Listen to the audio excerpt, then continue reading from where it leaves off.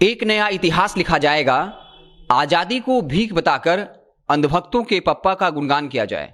ये बातें रोहिणी आचार्य ने लिखी हैं। आपको बता दें कि उन्होंने सीधे तौर पे कई ट्वीट के जरिए कंगना रनौत पे हमला किया है, जो बॉलीवुड की जानी मानी अदाकारा हैं। हाल ही में उन्हें पद्मश्री पुरस्कार से नवाजा गया, लेकिन वो विवाद में तब आई जब एक नेशनल टेलीविजन को इंटरव्यू दे रही थी और ये बता दिया कि 1947 में जो हमें आज़ादी मिली वो हमें भीख में मिली थी, सच्ची आज़ादी हमें 2014 में मिली, यानी जब से नरेंद्र मोदी देश के प्रधानमंत्री बने हैं। उसके बाद से कंगना रनौत लगातार निशाने पर हैं, उन्हें लगातार ट्रोल किया जा रहा है। और जीतन राम मांझी ने भी ये कहा था कि कंगना रनौत से पद्मश्री का पुरस्कार वापस ले लेना चाहिए। अगर ऐसा नहीं होता है तब लोग ये मानेंगे कि देश की आज़ादी के लिए जिन लाखों लोगों ने अपनी कुर्बानियां दी वो सब भीख में था और सच्ची आज़ादी तो 2014 में ही मिली। इसके अलावा बीजेपी के सांसद वरुण गांधी ने भी कहा था कि कंगना रनौत को देशद्रोही कहा जाए या फिर पागलपन का शिकार।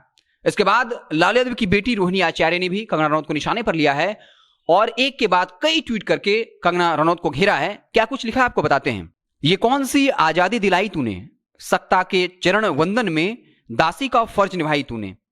ये माफी वीर सावरकर के वंशज हैं, आजादी को भी भीख बताकर पद्मश्री अवार्ड पा लेते हैं। आगे लिखा है, शहीदों का अपमान किया करो, अंधभक्तों के पप्पा से पद्मश्री अवार्ड लिया करो। आजादी को भी भीख बताया करती है, हजारों स्वतंत्रता सेनानियों को अपमान कर अंधभक्तों के पप्पा के गुणगान में चरण वंदन किया करती है। शहीदों की जान जिसे भीख लगती है, फर्जी झांसी की रानी तू देशद्रोही लगती है। हमारी बच्ची पटना में अकेली रहती है और जॉब भी करती थी, परंतु अभी जॉब छूट गया है और इस बीच उसकी तबीयत जो है बहुत ज़्यादा खराब हो गई। हनुमान ऐप के माध्यम से उसे जानकारी मिली और हमारे आने तक यानी कि ऑपरेशन तक सारा देख रेख हनुमान ऐप के थ्रू हुआ। धन्यवाद हनुमान। तो रोहिणी आचार्य जिनका सियासी हमला करने का अपना अंदाज रहता है, उन्होंने कंगना रनौत को निशाने पर लिया है और साफ तौर पे कहा है कि जिन्होंने हमें आज़ादी दिलाई है उनकी कहीं ना कहीं उन्होंने अवहेलना करी है, अपमान किया है।